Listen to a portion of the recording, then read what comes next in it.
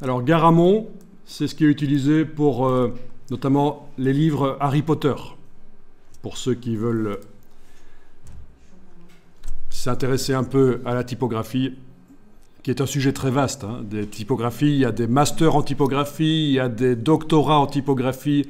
C'est pas le genre de petit truc de graphiste qu'on apprend en quelques jours. Et moi, je suis pas avancé du tout en typographie. Si, j'ai quand même des...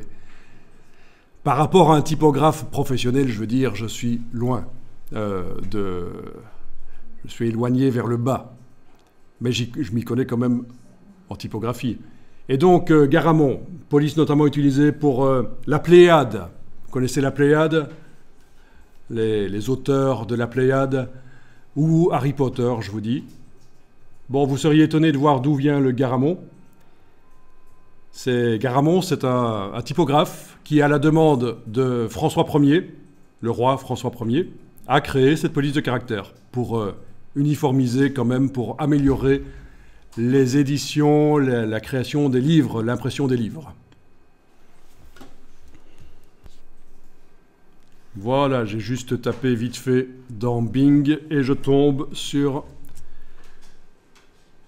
gouvernement français, politique culturelle de François Ier.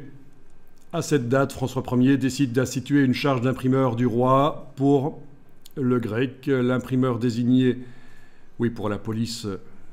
Donc l'imprimeur désigné bénéficie du gage, blablabla, et ça vous expliquera que c'est Garamond qui s'est occupé de ça. Voilà, vous avez la police de caractère Garamond sur Wikipédia.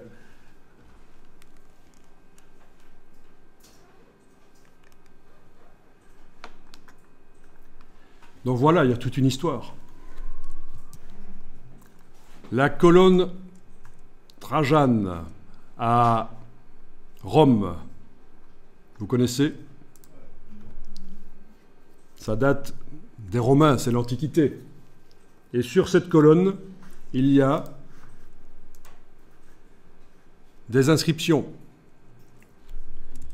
Et ces inscriptions sont en police sérif. Il y a les petites pattes au bout. Et ça ressemble très fort à la police moderne. Ça, c'est Zarbi quand même. Ça date d'il y a 2000 ans et ça, c'est encore utilisé aujourd'hui. Eh bien, ça vous explique pourquoi les petits empattements, les petites pattes, les sérifs existent. C'est quand on grave dans le marbre des polices de caractère, c'est plus facile de terminer, c'est une contrainte technique de terminer comme ça, proprement, le bout des gravures. Donc ça, c'est surprenant. Vous avez partout autour de vous des polices de caractère avec des pattes comme ça, de sérifs, et ça vient de la gravure du texte dans le marbre chez les Romains. Et ce sont des polices de caractère très modernes. Donc on peut dire que les Romains, de ce point de vue-là, en tout cas, ont inventé quelque chose qui fonctionne très bien. Ils ont inventé plein de choses, et notamment ça. Les polices de caractère lisibles, fallait le faire quand même. Voilà, donc Garamond, c'est vers 1540 qui commence à être connu. Au passage, vous voyez différentes choses sur la page Wikipédia qui le concernent. Ce genre de chiffres, vous avez déjà vu. Pas alignés. Ce qu'on appelle les chiffres elzéviriens. Pour les obtenir sur des polices de caractère dans InDesign, il faut enclencher les petites capitales. Et vous aurez des chiffres comme ça. Ça fait à l'ancienne, donc c'est pas une erreur. Des chiffres, quand vous les voyez comme ça, un peu décalés, c'est un genre. La matrice originale de la police de caractère de Garamond est en Belgique, au musée Plantin-Moretus à Anvers. Donc, comme je disais, ça a été utilisé notamment pour les éditions de la Pléiade.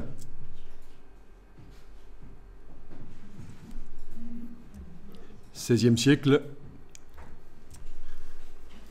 Vous savez ce que c'est, la Pléiade, à l'origine?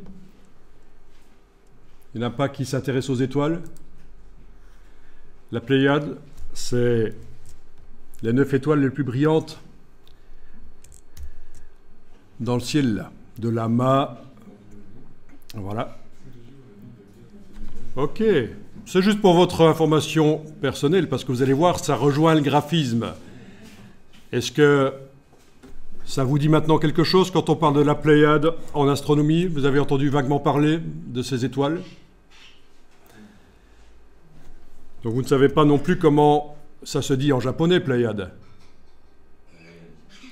Ah. En fait, vous le savez, mais vous ne savez pas que vous le savez. Bon, je vous montre comment ça se dit en japonais, la Pléiade, cet amas de 9 étoiles. Ça se dit Subaru. Voilà. Vous voyez, vous le saviez.